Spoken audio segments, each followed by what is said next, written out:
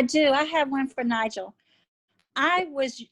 Used to use the almond oil, but when you came out with that serum, I bought the serum. And Nigel, this stuff is awesome. It is awesome. I can tell such a difference in my skin. But is there a big difference between the almond oil and the serum? Or does the almond oil do just as good? There is a big difference between the almond oil and the serum. So the almond oil is from the regular almonds, like it's from these. Okay. Oh, there we go. Which is Okay. the almond.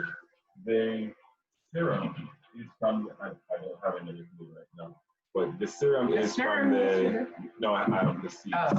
Yeah, it's from the moringa seeds, which the moringa plant itself has 99.9% of all minerals and vitamins. Okay.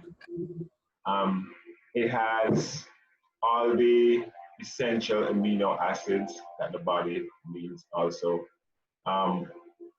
The seed is very high in vitamin C, and vitamin C boosts our skin collagen.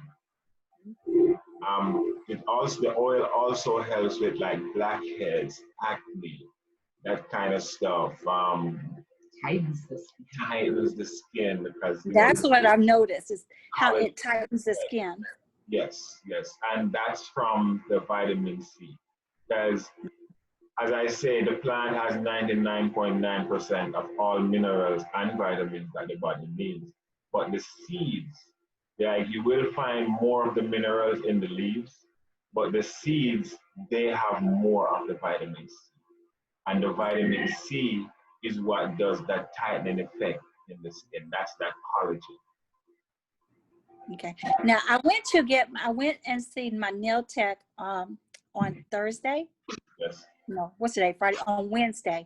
And he was asking me about my skin, and I was telling him, and he noticed it.